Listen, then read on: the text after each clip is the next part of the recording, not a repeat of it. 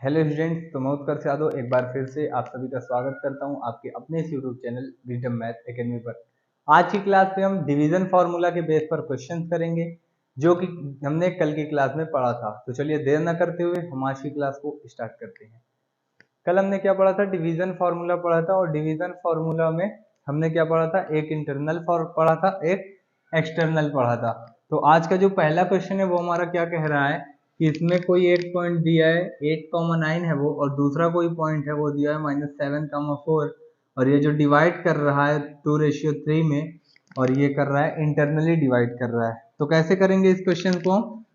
सबसे पहले क्या है, कोई एक लाइन ड्रॉ कर लेते हैं। मान लेते हैं ये कहीं पहला पॉइंट ए है और ये कहीं दूसरा पॉइंट क्या है, बी है। पहले वाले का कोऑर्डिनेट क्या दिया हमारे पास? 8,9 दिया हुआ है, और दूसरे वाले का कोऑर्डिनेट हमारे पास क्या दिया है? -7,4 दिया हुआ है। और ये जो रेशियो किस पार्ट में डिवाइड कर रहा है? 2:3 में डिवाइड कर रहा है ना।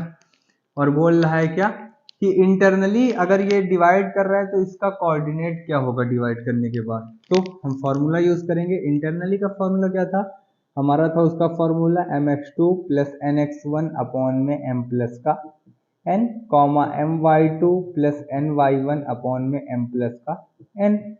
तो यहाँ से हमको पता है ये x1 है, ये y1 है, ये x2 है, ये y2 है, ये n है, और ये क्या है? m। तो यही पुट करके हम आंसर निकाल लेते हैं। m कितना दिया हमारे पास? 2, x2 कितना है? -7, प्लस n कितना गिवन है हमको पास? 3, x1 कितना गिवन है? 8 अपॉन में m प्लस n, मतलब 2 प्लस 3, कॉमा किया m2 गिवन है, y2 कितना है हमारे पास? 4, प्लस n कितना गिवन है? 3, y1 कितना है हमारे पास यहाँ? 9 अपॉन में क्या हो जाएगा? m प्लस का n। आगे सॉल्व करिए इसको। 2 7 जा -14 प्लस का 8 3 जा 24 अपॉन में 5। आगे चलेंगे इसको। 4 2 जा 8 प्लस 9 3 जा 27 अपॉन में m प्लस n यहाँ लिख दिया हमने। यहाँ क्या होगा? 2 प्लस का 3, यहाँ क्या हो जाएगा? 5। और अगर आप इसको आगे सॉल्व करेंगे तो इसका आंसर क्या आएगा? इसमें से इतना जाएगा हमारे पास, कितना आएगा? 10 आएगा अपॉन में 5, कॉमा इसको जोड़ दीजिए। 8 7 15, एक का भी मतलब 35/5। अगर दोनों को हम कैंसिल आउट करें तो 2 कॉमा हमारे पास आंसर क्या आएगा? 7 आंसर आ जाएगा। यही हमारा क्या आ जाएगा? इसका आंसर आ जाएगा। ठीक है। कुछ इस प्रकार से जब इंटरनली डिवाइड करने को बोले तो आप इन फॉलोइंग स्टेप से इस आंसर को कर सकते हैं। दूसरा क्वेश्चन देखते हैं हमारा क्या है। दूसरा क्वेश्चन भी सेम इसी प्रकार है, बस वहां चेंज ये है कि वो उसको क्या कर रहा है? एक्सटर्नली डिवाइड कर रहा है। पहला वाला क्वेश्चन हमारा क्या कर रहा था? इंटरनली डिवाइड कर रहा था। दूसरा क्या कर रहा है? एक्सटर्नली कर रहा है। As it is following steps रहेंगे, बस फॉर्मूला वहां चेंज हो जाएगा। इस फॉर्मूले में चेंज क्या आएगा? जो वहां प्लस करते हैं और यहाँ हमारे एक्सटर्नली क्या हो जाएगा? माइनस हो जाएगा। तो मान लेते हैं ये ए पॉइंट है, क्या दिया है हमारे पास? 3,4, और यहाँ कहीं बी पॉइंट दिया हुआ जो कि हमको क्या दिया है? -6,2। यहाँ से यहाँ ये चल रहा है। मान लेते हैं ये कोई सी पे डिवाइड कर रहा है इसको, और इसका जो रेशियो हो दिया हमको क्या? 3:2 दिया हुआ है, और ये एक्सटर्नली डिवाइड कर रहा है। फॉर्मूला लगा के इसका भी हम क्या कर लेंगे? आंसर निकाल लेंगे। क्या था फॉर्मूला? mx2 nx1 अपॉन में m minus n, comma my2 minus ny1 upon में m माइनस एन। फिर से ये x1, ये y1, ये m, ये n, ये x2 और ये y2। mx2, m कितना दिया हुआ है? 3, x2 कितना दिया हुआ है? -6, माइनस n कितना हमारे पास? 2, इंटू x1 कितना हमारे पास? 3 अपॉन में m माइनस n, मतलब 3 माइनस 2।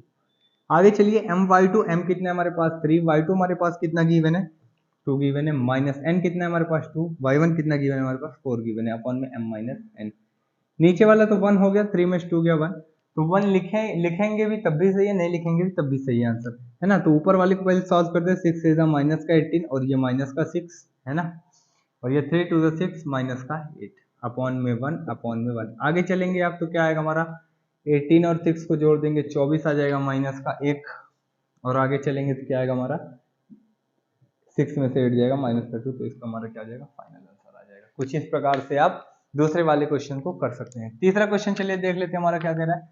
तीसरा भी हमारा क्वेश्चन जो है वो कह रहा है कि P जो एक पॉइंट दिया जो है -3,4, और उसी का दूसरा P Q है, तो वो पॉइंट क्या दिया हमारे पास? -2,6, और इसका जो रेशियो है वो दिया 2AP बराबर 3AQ। सबसे पहले इस क्वेश्चन को हम देख लेते हैं। क्या हमारे पास? मान लेते हैं ये कोई पॉइंट P है और ये कोई पॉइंट क्या है? Q है। इसका कोऑर्डिनेट क्या दिया है हमारे पास? -3,4, और उसका कोऑर्डिनेट कितना दिया हमारे पास? -2, -6। और मान लेते हैं क्या कि ये इस पॉइंट को ए पार्ट में डिवाइड कर रहा है ना। ए पार्ट में क्या कर रहा है, डिवाइड कर रहा है। ए पार्ट में क्यों डिवाइड कर रहा है, क्योंकि यहाँ देखिए आप एपी दिया है तो इनको जोड़ेंगे एपी आएगा, और यहाँ ए क्यू दिया है तो इनको जोड़ेंगे ए क्यू आएगा।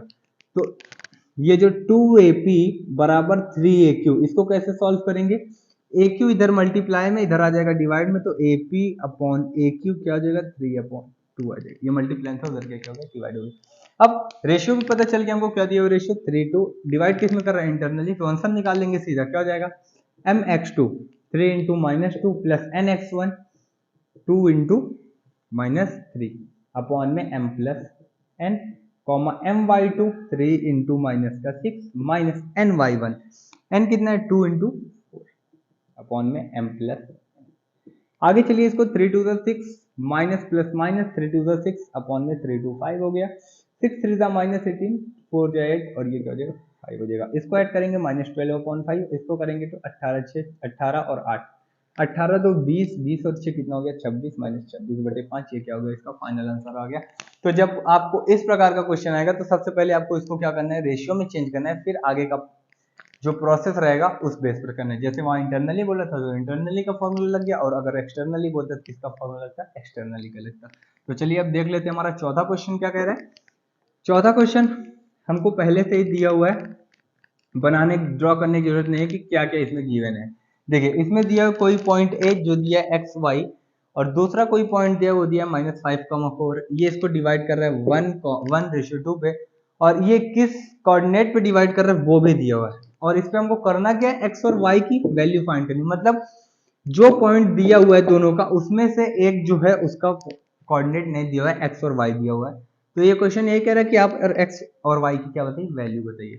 तो इस क्वेश्चन को कैसे करेंगे, फॉर्मूला वही लगना है, सब काम वही होना है। देख क्या रहे हैं हम, इंटरनली डिवाइड करें तो इंटरनल वाला लगाते हैं, क्या होगा mx2 प्लस nx1 अपॉन में m प्लस n। ये किस कोऑर्डिनेट का हो गया, x कोऑर्डिनेट का, क्योंकि x वाले की बात हो रही।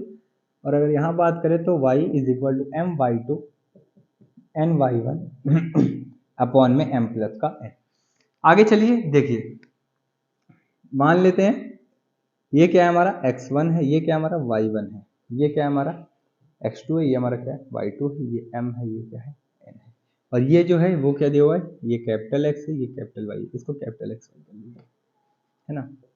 तो कैपिटल x हमारा कितना गिवन है, यहाँ पे 2 गिवन है, तुम यहाँ क्या लिख देंगे 2, m कितना है हमारे पास 1 मल्टीप्लाई बाय x2 कितना हमारे पास -5 प्लस n कितना है हमारे पास 2, x1 हमारे पास कितना दिया हुआ है x दिया हुआ है अपॉन में m प्लस n मतलब 1 प्लस का 2। आगे अगर आप इसको सॉल्व करेंगे तो 2, इसको करेंगे -5 और ये प्लस का 2x, है ना, और इसको जोड़ देंगे तो कितना आ जाएगा 3 आ जाएगा। ये डिवाइड में उधर गया मल्टीप्लाई में, तो ये जगह क्या 6 -5 प्लस का 2x।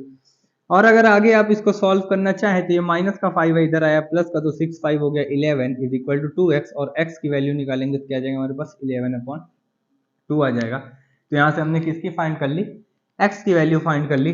ठीक उसी प्रकार आप क्या करेंगे, y की वैल्यू फाइंड कर लेंगे। y हमारे पास कितना गिवन है, यहाँ पे 3 गिवन है, m कितना है 1, y2 कितना है 4 प्लस n कितना है 2, y1 कितना है हमारे पास y दिया हुआ है अपॉन में m प्लस का n। आगे चलिए 3 4 1 जा 4 प्लस का 2y और 3 1 जा क्या हो गया 3, ये डिवाइड में इधर आया मल्टीप्लाई में, तो ये क्या हो जाएगा 9 is equal to 4 plus 2y, ये प्लस का इधर आया माइनस का, तो 9 में 4 माइनस किया 5, 2 मल्टीप्लाई में तो इधर आया क्या हो गया डिवाइड, तो 5/2 इज इक्वल टू क्या गया y की वैल्यू आ गई। तो यहाँ से हम क्या कर लिए, x और y की क्या कर लिए वैल्यू फाइंड कर लिए।